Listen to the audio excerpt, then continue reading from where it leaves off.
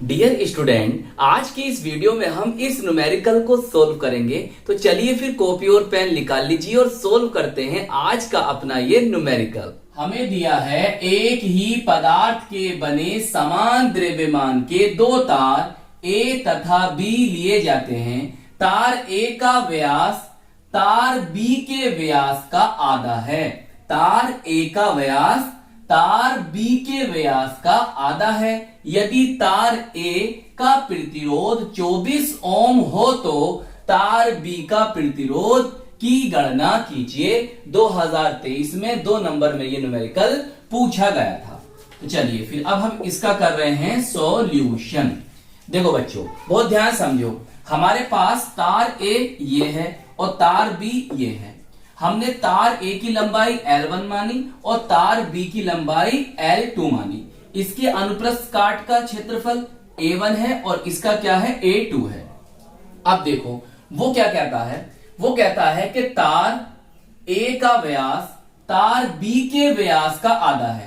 दोबारा समझो, तार A का व्यास तार B के व्यास का आधा है। अगर मैंने तार B का व्यास 2D माना, अगर मैंने तार B का व्यास 2D माना तो फिर तार A का व्यास क्या होगा? तार A का व्यास क्या होगा? तार B के व्यास का आधा ही तो होगा। अगर मैंने इसका व्यास 2D माना है तो इसका आधा क्या होगा? D होगा। सही है। अरे भाई मैंने इसका माना 2D तो इसका आधा क्या होगा? इसका आधा क्या होगा?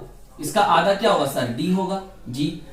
अब तुम देखो, जो त्रिज्या होती है वो व्यास की आधी होती है, तो मेरा R1 बराबर हो जाएगा D/2।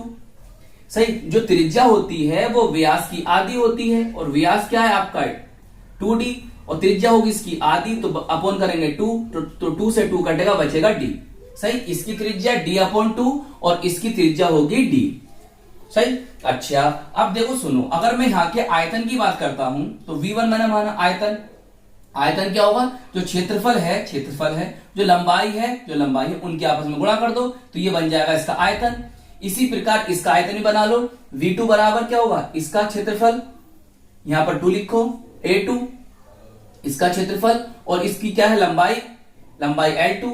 इनकी आपस में गुणा कर दो, जो बनेगा वो इनका क्या होगा? आयतन होगा। उसने तार A का प्रतिरोध आपको 24 ओम दे रखा है, तो फिर आपको तार B का प्रतिरोध ज्ञात करना होगा। हम जानते हैं दोनों तारों का जो आयतन होगा वो समान होगा, मतलब V1 बराबर V2 होगा। अब जरा यहां से आगे चलते हैं। देखो भाई, V1 के लिए ये बात लिख ली थी, मैंने यहां रख दी। V2 के लिए ये वाली बात आई थी, मैंने यहां पर रख दी। सही। अब A1 और इसके बटे में लिया है मैं A2।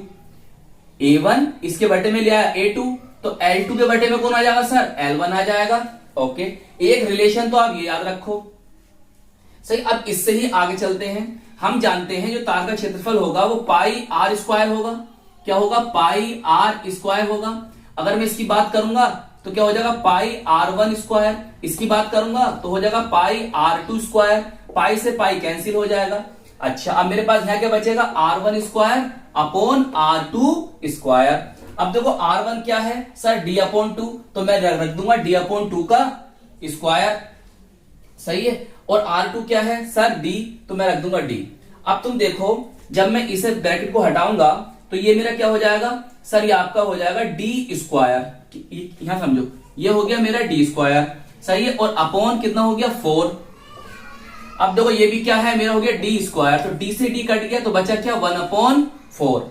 तो L2 अपॉन L1 बराबर क्या होगा सर? 1/4। तो L2 अपॉन L1 बराबर क्या होगा? 1/4। इसे थोड़ा सीधा करके लिख दो, तो मैं इसे ऊपर ले जाऊं L1 अपॉन L2, तो फिर ये भी क्या होगा? पलट जाएगा, 4/1 हो जाएगा। बताओ, एक रिलेशन ये और ये भी याद रखो। बात समझ में आई नहीं आई इतनी? चलिए फिर आगे चलें। देखो भाई, हम जानते हैं तार का प्रतिरोध R बराबर रो L/A होता है। रो क्या है? विशिष्ट प्रतिरोध या प्रतिरोधकता। सही। चलिए, अब अगर मैं तार A1 की बात करूं तो ये वाली बात बनकर आएगी, और तार B की बात करूं तो ये वाली बात बनकर आएगी। आप इसे समीकरण फर्स्ट कह दो और इसे समीकरण 2 कह दो और अब आगे सोल्व करो। अगर मैं समीकरण फर्स्ट को समीकरण से लिख देता हूं, यहां पर समीकरण फर्स्ट सही, इक्वेशन बोलते हैं अंग्रेजी में। इक्वेशन फर्स्ट को मैं भाग करूं, अगर इक्वेशन सेकंड से, समीकरण सेकंड से, तो क्या बात बनेगी, ध्यान समझो, R1 अपॉन R2। अब R1 देखो, रो तो कांस्टेंट रहेंगे, ये कट जाएंगे आपस में, इनकी बात तो करो मत ही। अब बात करो क्या, L की और A की।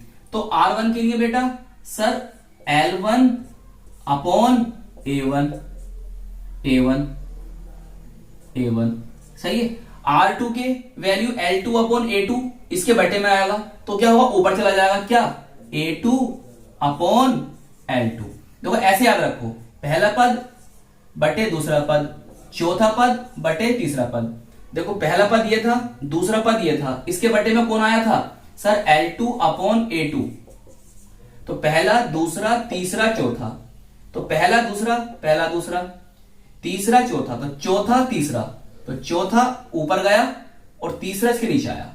बात समझ में आई, ऐसे करते हैं। चलिए अब देखो क्या बन रही है यहां से बात। यहां एक काम करो, तुम एक काम करो, L1 अपॉन A1, ये बात थी ना, इंटू A2 अपॉन L2। थोड़ा सीधा करके लिख लो इसे, बोले तो L1 के बटे में L2 लिख लो और A2 के बटे में A1 लिख लो। अब देखो बाद में रख देंगे मान R का भी, सब एक साथ रख देंगे। देखो R1 अपॉन R2, यहां से क्या बात बनी, देखो सुनो, मान रख दें या रुक जाए अभी, चलो मान बाद में रखेंगे। या तो L1 बना लो या A2 बना लो, चलो L1 बना लेते हैं। देखो भाई ये क्या है मेरा, A1 अपॉन A2 किसके बराबर है, L2 अपॉन L1 के। A1 अपॉन A2 किसके बराबर है सर, है L2 अपॉन L1 के। अगर मैं कहूं कि A2 अपॉन L1, वो सॉरी A2 अपॉन A1, मैं इसे घुमा दूं A2 अपॉन A1, तो बराबर क्या हो जाएगा सर, L1 अपॉन L2, ऐसा तो हो जाएगा। इस वाली बात को समझो बेटा, दोबारा समझो। देखो बेटा A1 अपॉन A2 क्या है सर, L2 अपॉन L1 है, बात सच है। अगर मैं इसे घुमा देता हूं, A2 अपॉन A1 कर देता हूं, तो फिर ये भी तो घूम जाएंगे, L1 अपॉन L2 हो जाएंगे। ऐसा सर आपने क्यों करा बेटा, ऐसे मैंने यूं करा कि इसे उठाकर मैं यहां रख दूंगा बस, सही, तो एक सी वैल्यू हो जाएंगी। बोले तो L1 बटे L2 इंटू, अभी यहां भी क्या आ जाएगा सर, L1 अपॉन L2। अब तुम देखो L1 अपॉन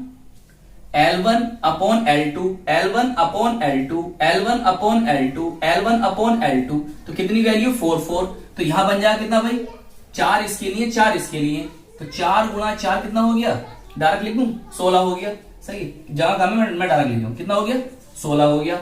अब तुम देखो भाई मुझे R1 की वैल्यू उसमें दे रखी है, बताओ, अरे भाई लो मैं लिख देता हूं यहां पर 4 इंटू 4 बराबर 16, बस। अब तुम देखो मुझे R1 की वैल्यू दे रखी है, सही है, तो अब क्या होगा, अब बेटा सवाल आपका हो गया, अब ऐसा होगा, देखो R2 बराबर हो जाएगा R1, अब R1 की वैल्यू लिख दो ना, R1 की वैल्यू कितनी है 24 है, 24 अपॉन कितना 16 आ गया, सही है। रुक जाओ मैं देखता हूं, दिखाई दे रहा है, सही है दिखाई दे रहा है बेटे। तो अब मैं यहां लिख देता हूं R2 बराबर, अब इससे भाग करोगे कितना आ जाएगा, ये आ जाएगा सर 1.5 ओम, और यही सवाल क्या होगा, आंसर होगा, समझ लो भाई बहुत ध्यान से। तो R2 बराबर हो जाएगा आपका 1.5 ओम। तो 2023 में 2 नंबर में पूछा गया ये न्यूमेरिकल। आई होप आपकी अच्छी तरह से समझ में आ गया होगा। अपना ख्याल रखिएगा, खूब मेहनत से पढ़ाई करते रहिएगा और हम मिलेंगे आपको इसकी नेक्स्ट वीडियो में। जय हिंद, जय भारत।